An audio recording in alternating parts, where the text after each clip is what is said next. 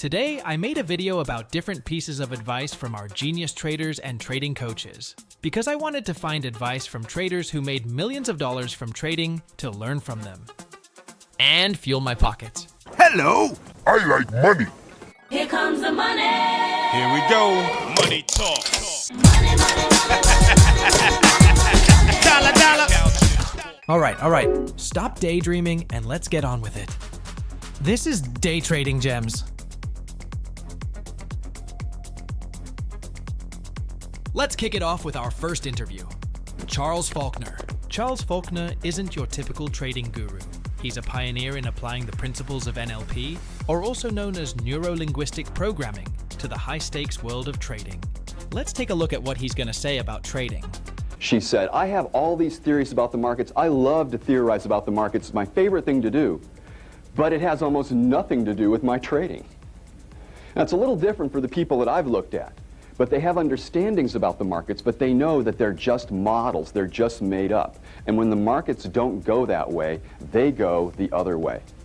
They're not attached to their models. They're attached to their actions as a trader. It's better to trade than to explain.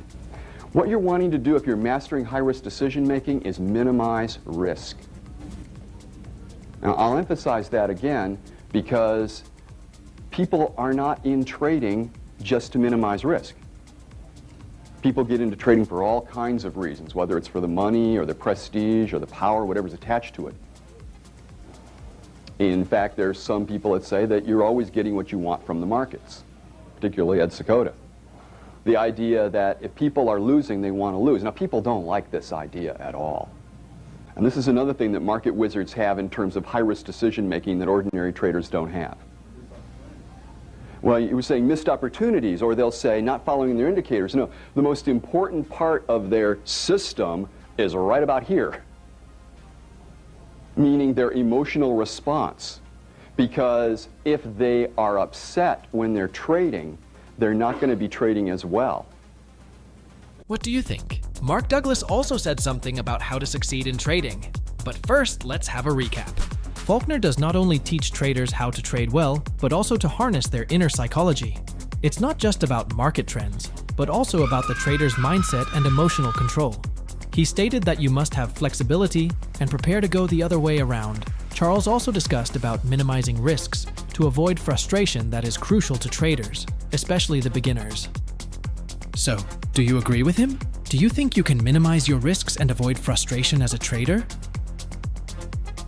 Next up, Mark Douglas, a renowned person in the financial trading community, also in the psychological aspect of trading.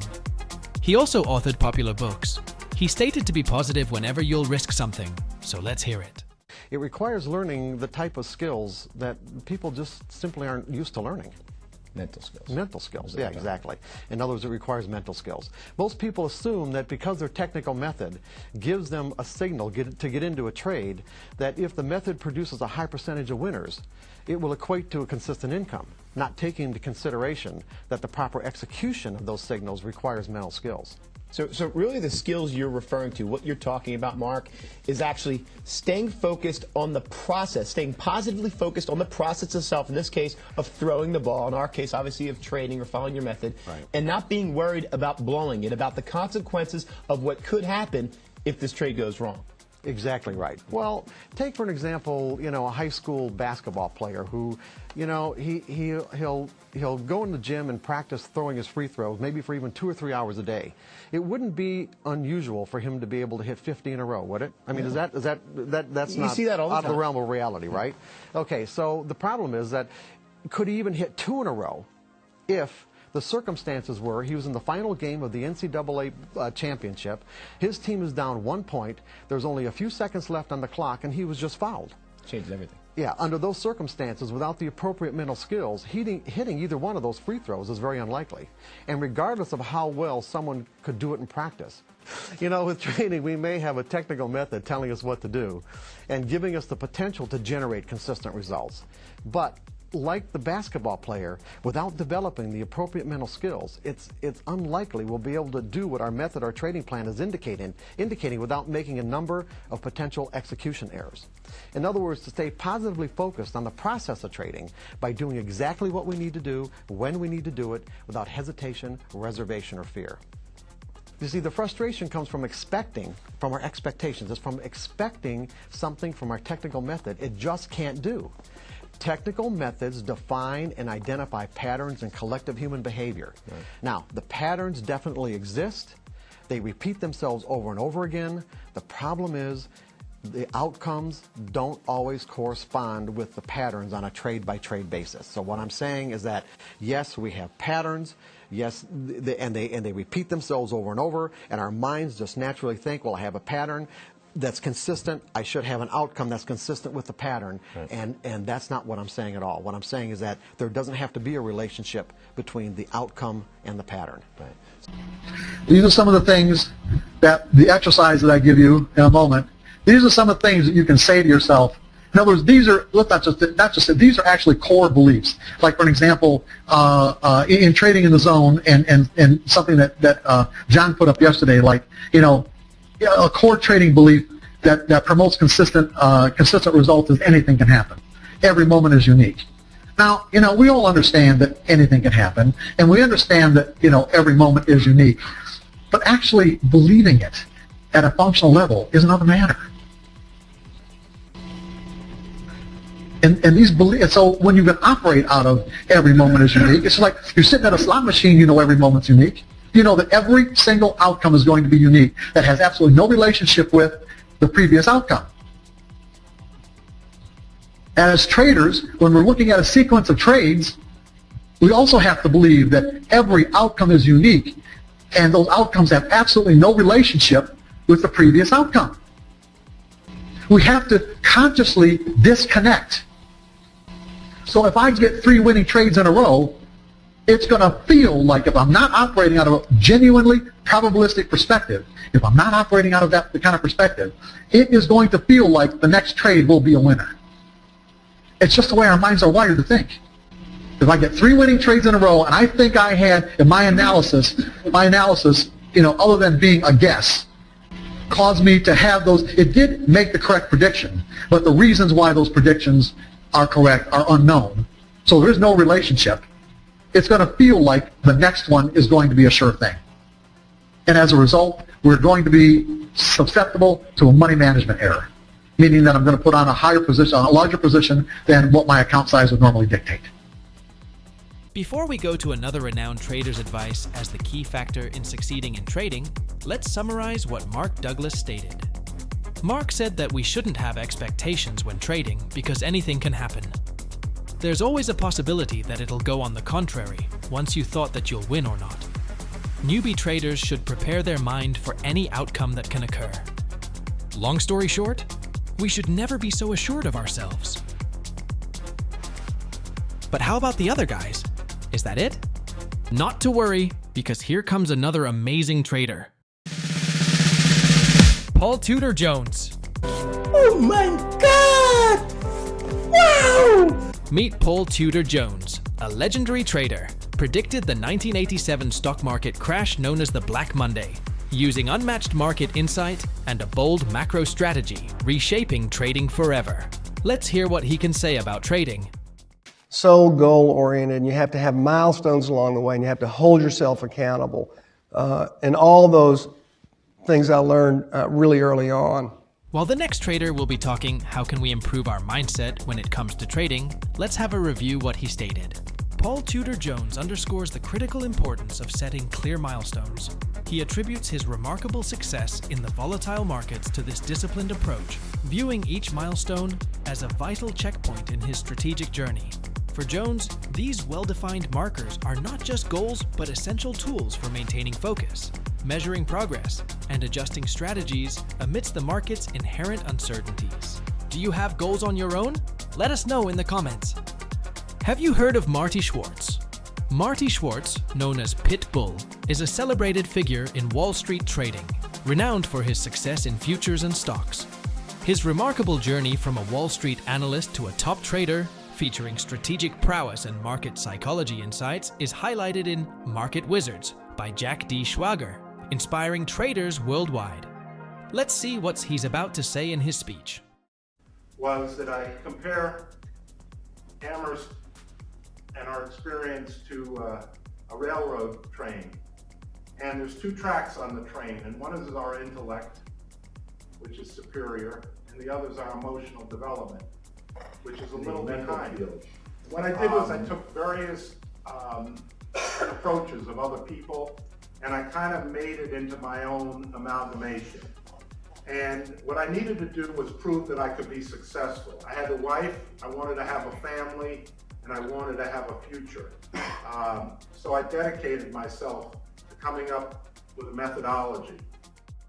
It's a heck of a ride. I call the money the lubricant to sort of making things easier, but it doesn't solve life's problems at all. When you have children, all you do is worry about them, and it never stops. Thank you. Before we see our last advice, which is the most crucial among all, let's assess what is Marty Schwartz's speech all about. Do you agree with him? Despite amassing significant success in the high-stakes world of trading, Schwartz stated that there's more to life than the accumulation of money. He advocates for viewing money as a tool to ease life's journey, rather than a universal solution to every problem. Schwartz's insights encourage a balanced view of money, urging us to seek richness in experiences, relationships, and personal growth alongside our financial endeavors. Do you think you have balance between financial journey and personal life? Let us know in the comments. But last but not the least, meet Tom Hougaard, a master of the markets, renowned for turning complex trading strategies into clear, actionable insights.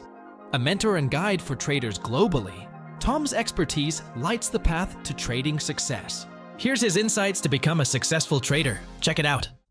Can trading be learned, or are the best traders born? I'm sure they're born somehow, but of course it can be learned. Anything can be learned. I can start playing golf like Tiger Woods. The only thing that separates me to Tiger Woods is desire and repetition. Is that the same for trading then? Desire and then the discipline to repeat over and over again? Over and over and over. So when you bugger off to the pub or you sit and watch your favorite TV program, I study charts. I go over the trading day. Just like Tiger Woods, he created a new wave of sincerity about golf. When everyone else hit the clubhouse, he went and worked out. And that created a new kind of momentum within the golf sport. He paved the way for a new kind of mentality. Traders who want to battle it out every single day in the trenches of the market, they have to be sincere about this. Otherwise, you just open an account and you blow up one after the other.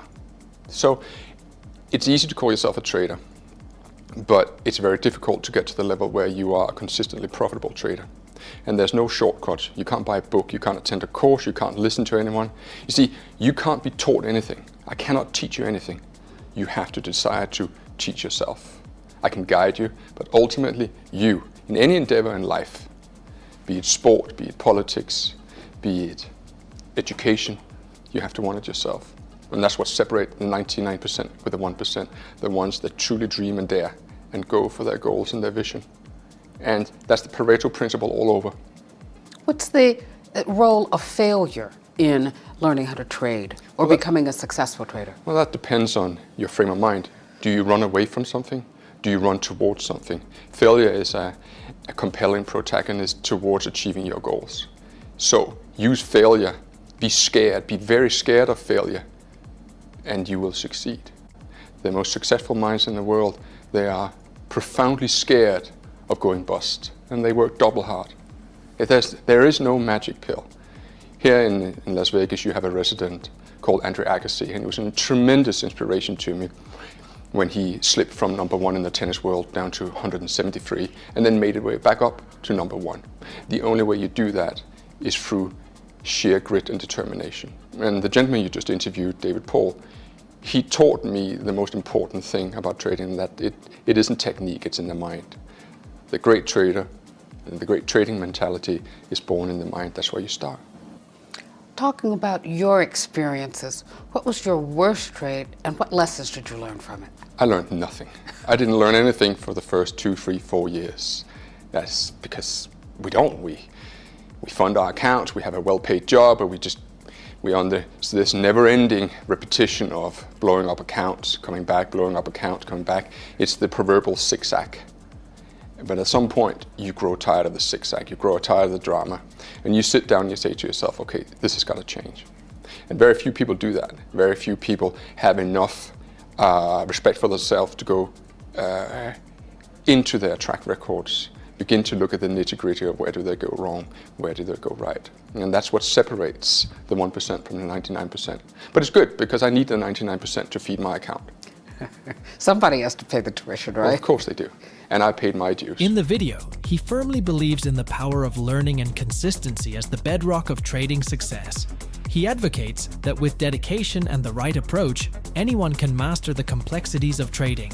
Hougaard emphasizes that it's not just about making the right moves, but doing so consistently over time that builds a foundation for lasting success in the volatile world of trading. This principle of steadfastness, coupled with a commitment to continuous learning, encapsulates Hougaard's philosophy towards achieving excellence in the trading domain. And that's the advice we have from our renowned traders and coaches. Which one resonated with you the most? Let us know in the comments and subscribe for more.